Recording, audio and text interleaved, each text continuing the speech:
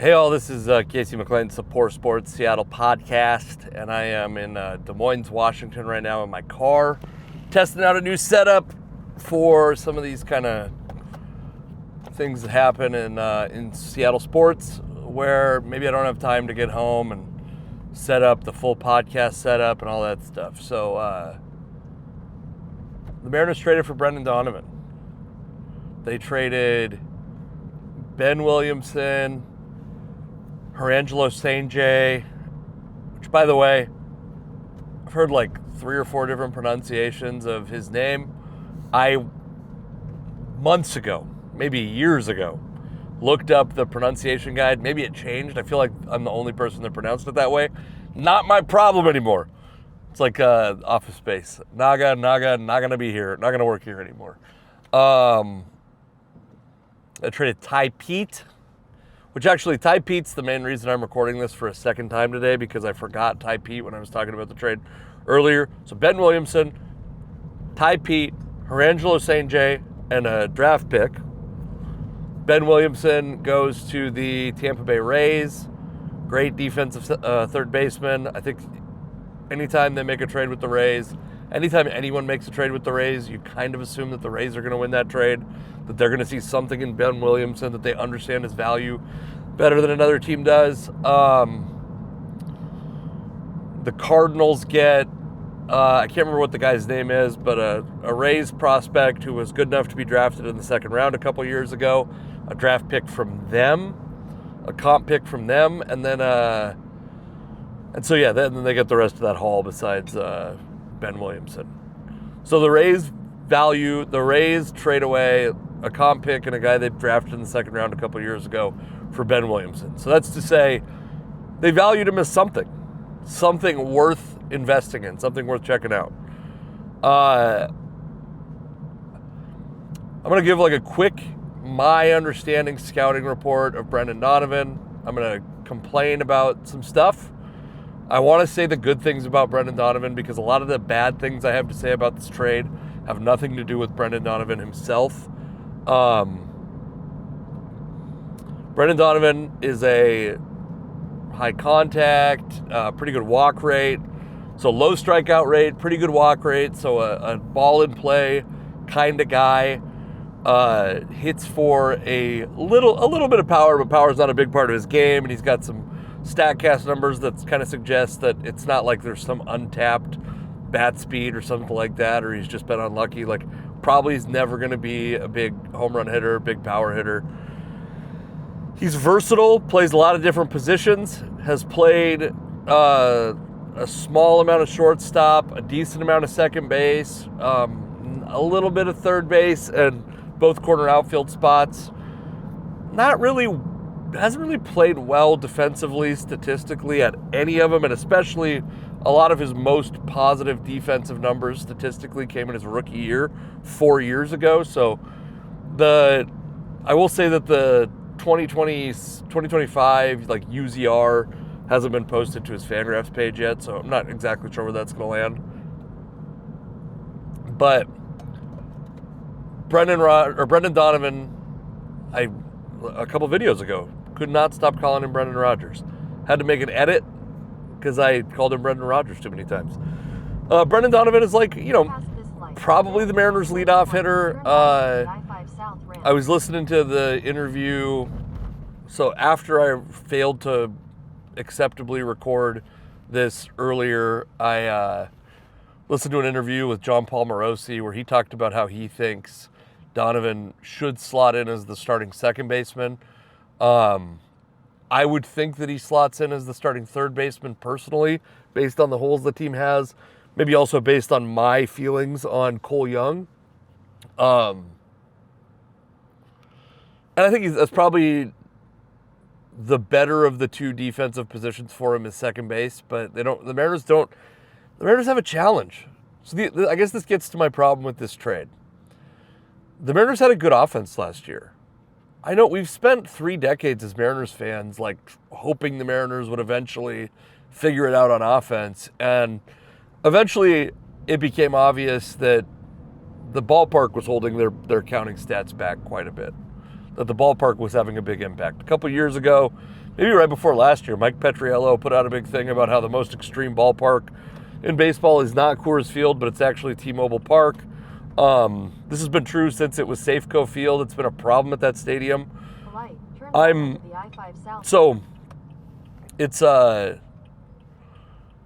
The Mariners had the third best offense in baseball by park-adjusted WRC+. And I just got a message. I wish that I should just do not disturb all the time. Especially while I'm driving. I'm trying to do a podcast and reading a text and looking at maps and driving. What can't he do? Comedy, some people might argue. By the way, come see me. I'll be at Tacoma Comedy Club featuring for Nick Thune on February 16th, I think, is the next actually local gig that I have. So the Mariners had a very good offense last year. And I don't think you certainly can't expect Cal Raleigh to have hit 60 home runs, 60 plus home runs next year. You can't expect that Julio, and especially because we have so much data on this now, you can't expect that he's going to come in as hot as he was at the end of the year. You'll lose Jorge Polanco. I think you can probably, like, the guys you can depend on being what they were last year, I think Brendan Donovan becomes one of them, right? Like, Brendan Donovan, Josh Naylor, Randy Arozarena. I'm going to say a name and then I'll denigrate him shortly after. J.P. Crawford, I think you could probably depend on what he's going to be. I think Cal Raleigh's going to be very good. Obviously, the pitching staff, I think you're relatively comfortable with. And then there's some upside in the, like, right field / DH spot with guys like Dominic Canzone. I think you would expect Luke Raley to have a better season, a healthier season at the minimum. Rob Refsnyder gives you some relief on against left-handed pitching. But my problem with the Brendan Donovan trade starts with a fundamental flaw in what the Mariners are trying to solve, in my opinion.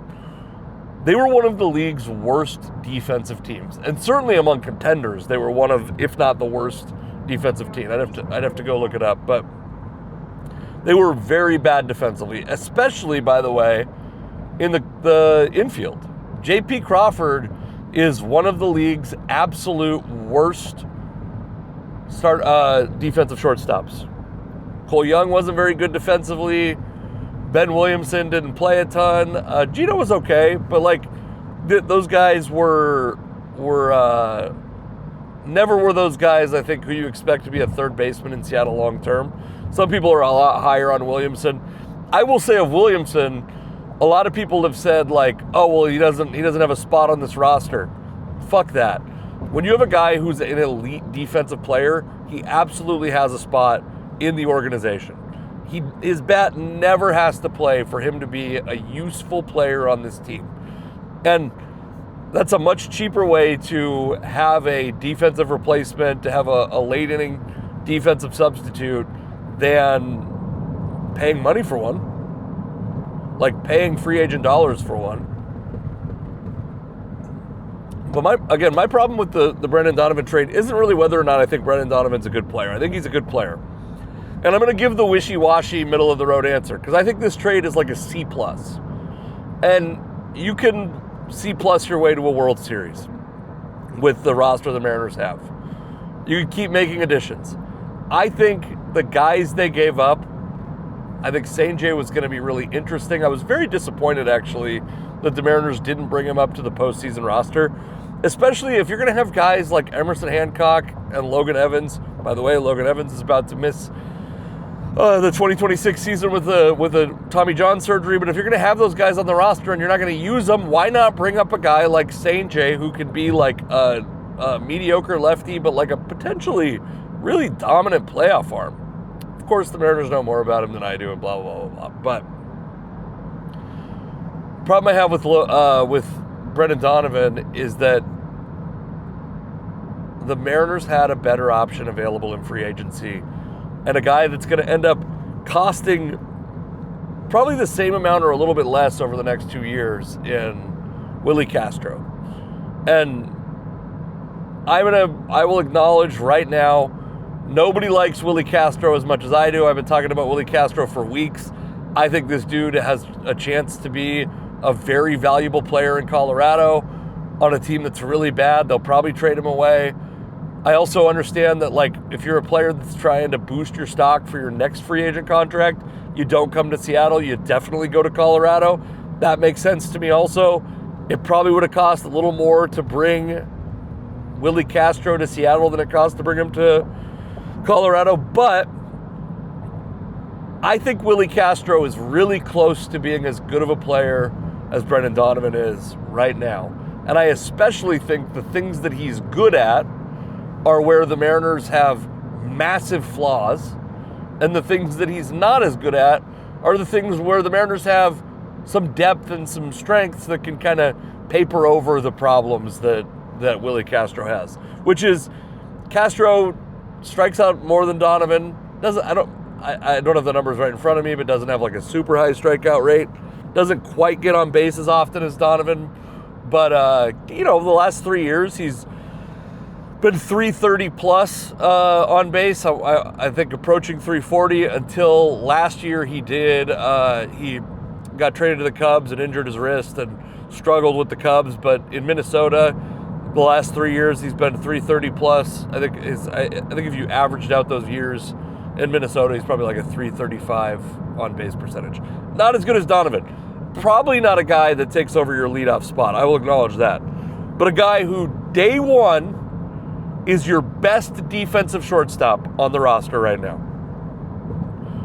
J.P. Crawford's terrible defensively. J.P. Crawford is a DH playing shortstop. Randy Arozarena, by the way, is a DH playing left field. The Mariners have too many DHs. They also have like 3 guys slotted to get plate appearances at DH that aren't named Cal Raleigh, and Cal Raleigh will be taking his off days there. They have a glut of these dudes that can't play defense very well, that are DH only, that they're there for the bats. Willie Castro has in his career, I'm going to summarize. If you watch the previous video, you know where I'm going. 500 plus innings at shortstop, second base, third base, left field, right field, center field. League average defense. At all 6 positions, he's played roughly league average defense, within a standard deviation of league average defense, at least, over the course of his career. He's a utility guy. He's played, it's not like he didn't play a ton of shortstop last year, but he's played league average defense at 6 positions. He would step onto this roster being the only guy on the roster who can competently defensively play shortstop. And by the way, I hope Colt Emerson comes up and he's as good as everyone says. But the knock on him early in his career was maybe he won't stick at shortstop defensively. It sounds to me from the scouting reports that I've read, I haven't watched Colt Emerson myself, that he's done a lot of work. And he's really started to impress scouts with his defense. That people have started to actually believe that he might have a chance to stick at shortstop. But that's your only chance right now. Based on the way the roster is constructed, having a guy who's played significant innings in the major leagues there's no guy on this roster who's played significant innings in the major leagues at shortstop who's any good defensively. And again, J.P. Crawford is terrible. The stats bear it out. I like J.P. Crawford. You can go back. I did a video a couple weeks ago. I like J.P. Crawford. I've liked him since he was a draft pick. I like J.P. Crawford. The dude's bad defensively now. I don't know where he goes. His future's probably in left field or at second base, but I don't know where he goes. Willie Castro, so whether you agree with me or not on Willie Castro, what we can certainly agree on is that Willie Castro would cost the Mariners less than Brendan Donovan, because I think this year Willie Castro is going to make like $6.2 million. Brendan Donovan's going to make like $5.8 million in arbitration. But you obviously, to acquire Willie Castro, you would not have to give up a top 100 prospect on some lists in Herangelo St. J, a guy who could play meaningful innings at third base in a reserve role, or maybe you could get some defensive innings out of him at another position, but a guy who plays very good infield defense and on a team that's got a horrible infield defense.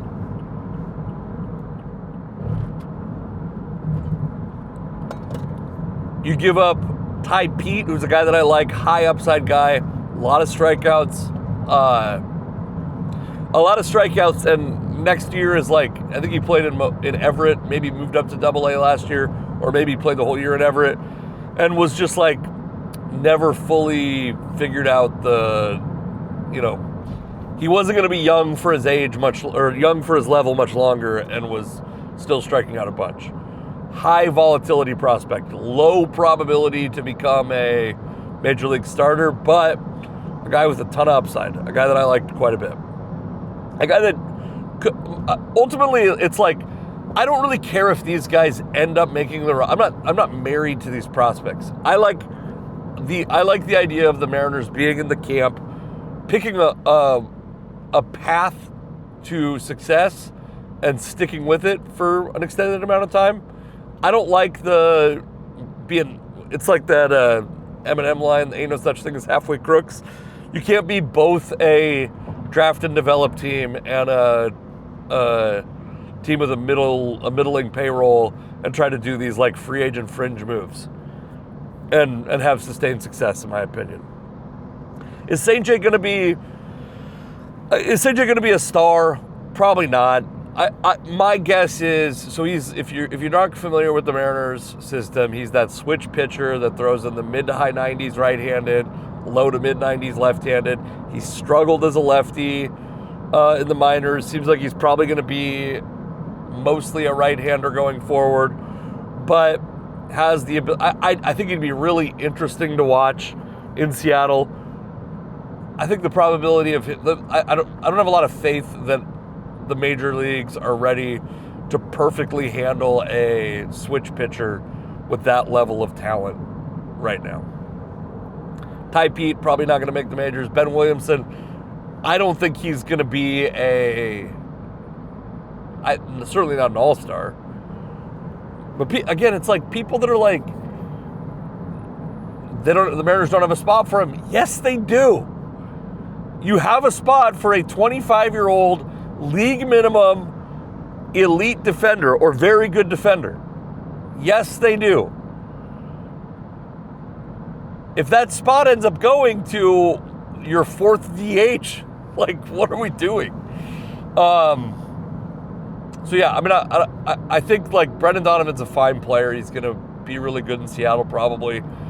He doesn't officially block anybody. Colt Emerson could come up and be just as successful and probably play third base, because the Mariners are probably going to be too scared to move J.P. Crawford off of shortstop until he's a free agent at the end of the year. And my God, if they re-sign him, I'm going to lose my mind. If they sign him with the idea of him being a shortstop long term after this year, I would lose my absolute mind. But okay, so that's it for me. C+ trade, Brendan Donovan to Seattle. Certainly contributes to making this team better than they were before the trade. Takes away some real significant trade chips for a mid-season trade, and I don't like that. I think that they're going to still have some work to do mid-season, and I don't know that. By the way, Brendan Donovan also, injury history, a lot of risk. I'm not trying to do a Trump impression, but like a lot of risk in Brendan Donovan. Okay, that's it for real. Thank you for listening. Casey McLean Comedy. Come watch me do comedy wherever you live. Bye.